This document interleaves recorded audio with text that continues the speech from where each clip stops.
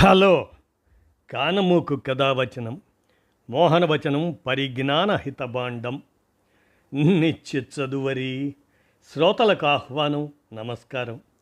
చదవదగునెవరు రాసిన తదుపరి చదివిన వెంటనే మరువక పలువురికి వినిపింపబూనిన అది ఏ పరిజ్ఞాన హితభాండమౌపో మహిళ మోహనవచనమై విరాజిల్లు.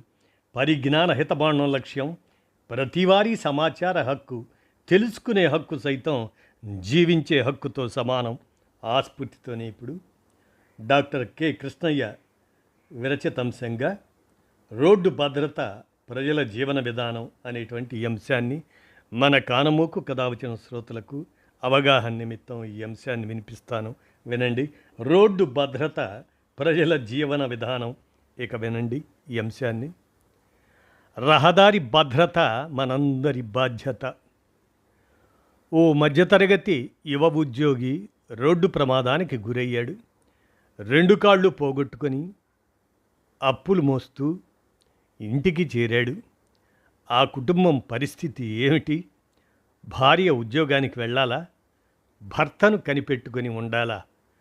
పిల్లల చదువు, వృద్ధ తల్లిదండ్రుల పోషణ, వారి సంగతి ఏమిటి? పైకి కనిపించని సామాజిక సంక్షోభం ఇది. దేశవ్యాప్తంగా రోజు వేల కుటుంబాలకు ఎదురవుతున్న దీనస్థితి ఇది. ప్రపంచ ఆరోగ్య సంస్థ అంచనాల ప్రకారం ప్రపంచ రహదారులపై ఏటా సుమారు 11,90,000 మంది ప్రాణాలు కోల్పోతున్నారు. మరో 2 నుంచి 5 కోట్ల మంది తీవ్ర గాయాల పాలవుతున్నారు. ముఖ్యంగా 5 నుండి 29 ఏళ్ల మధ్య ఆ వయసులోని పిల్లలు, యువతలో మరణాలకు రోడ్డు ప్రమాదాలే ప్రధాన కారణమవుతుండటం ఆందోళనకరం. రోడ్డు ప్రమాదాల విషయంలో ఇండియా ప్రపంచంలోని అత్యంత ప్రమాదకర దేశాల్లో ఒకటిగా నిలుస్తుంది. ప్రభుత్వ గణాంకాల ప్రకారం ఏటా మన దేశంలో దాదాపు 5 లక్షల రోడ్లు ప్రమాదాలు జరుగుతున్నాయి. వీటిలో సుమారు 1,80,000 మంది మరణిస్తున్నారు. లక్షల మంది తీవ్ర గాయాల పాలై మామూలు జీవితానికి రాలేకపోతున్నారు. దేశానికి అత్యంత ఉత్పాదకమైన వయసుగా పరిగణించే 18 నుంచి 45 ఏళ్ల మధ్య యువత ఎక్కువగా ప్రమాదాల బారిన పడుతున్నారు. కుటుంబాలను పోషించేవారు, దేశ ఆర్థిక వ్యవస్థకు వెన్నెముకగా నిలిచేవారే ఎక్కువగా ప్రాణాలు కోల్పోతున్నారు. ప్రభుత్వ నివేదికల ప్రమాదాల సంఖ్యను, మృతులు, క్షతగాత్రుల లెక్కలనే చెబుతాయి. కానీ ఒక ప్రమాదం తర్వాత ఒక కుటుంబం ఎలా కూలిపోతుందో ఆ గణాంకాలు చెప్పవు. ఆసుపత్రి నుంచి డిశ్చార్జ్ అయ్యాక మొదలయ్యే జీవన పోరాటాన్ని ఏ నివేదిక నమోదు చేయదు.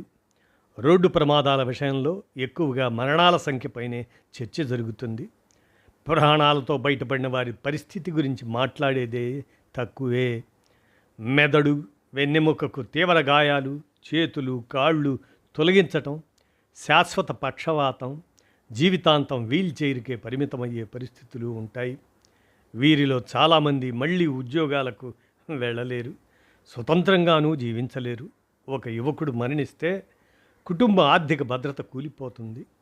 అప్పులు, పేదరికం పెరుగుతాయి. తదుపరి తరం కూడా ప్రభావితమవుతుంది. ప్రమాదంతో ముక్కలైన కుటుంబ ఆర్థికాన్ని ఏ శస్త్రచికిత్స బాగు చేయలేదు. రోడ్డు ప్రమాదాలతో సమాజం అపార మూల్యాన్ని భరించాల్సి వస్తుంది. అంబులెన్స్ సేవలు, అత్యవసర వైద్యం, శస్త్రచికిత్సలు, ఐసీయూ చికిత్స, పునరావాస కేంద్రాలు, కృత్రిమ అవయవాలు, ఫిజియోథెరపీ, మందులు, సంరక్షణ, బీమా, లీగల్ ఖర్చులు, ఇటువంటివన్నీ ప్రత్యక్ష వ్యయాలు. ఉత్పాదకత కోల్పోవటం పెద్ద నష్టం. పని చేయగల యువశక్తిని కోల్పోవటం, ఆదాయం తగ్గిపోవటం, కుటుంబాల కొనుగోలు శక్తి పడిపోవటం, ఇటువంటి వాటితో దేశ ఆర్థిక వ్యవస్థపై దీర్ఘకాలిక ప్రభావం పడుతుంది.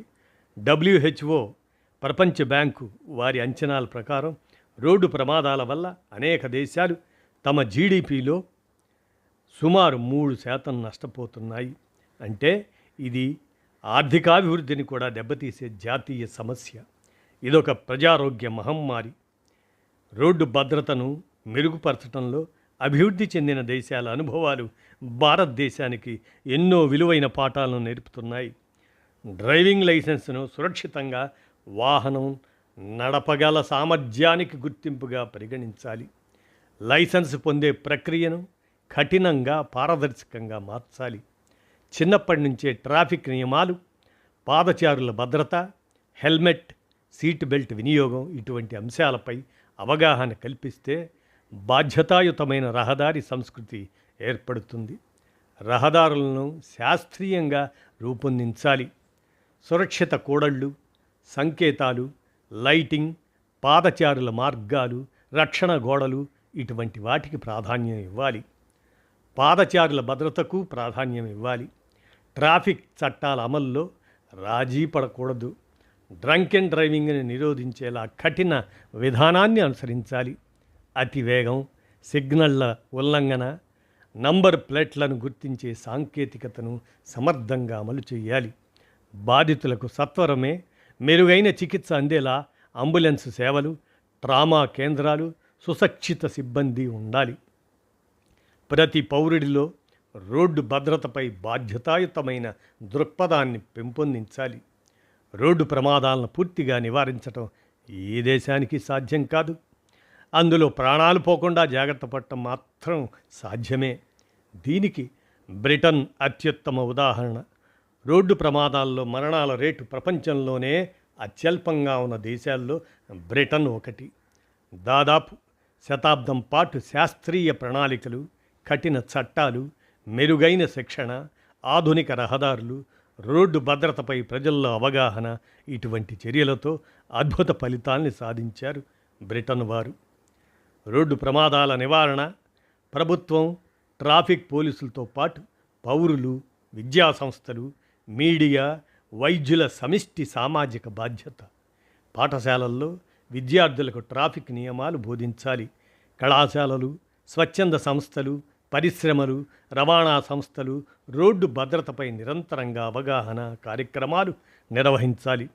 పోలీసులు చట్టాల నిష్పాక్షిక అమలుతో పాటు ప్రజా భాగస్వామ్యంతో పనిచేయాలి.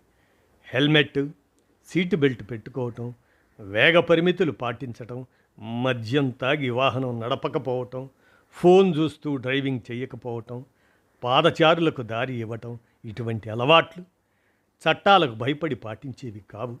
అవి మన ప్రాణాలను, కుటుంబాలను, ఇతరుల జీవితాలను గౌరవించే సంస్కృతికి నిదర్శనం. రోడ్డు భద్రత ప్రభుత్వ కార్యక్రమంగా కాకుండా ప్రజల జీవన విధానంగా మారినప్పుడే ప్రమాదాలు తగ్గుతాయి.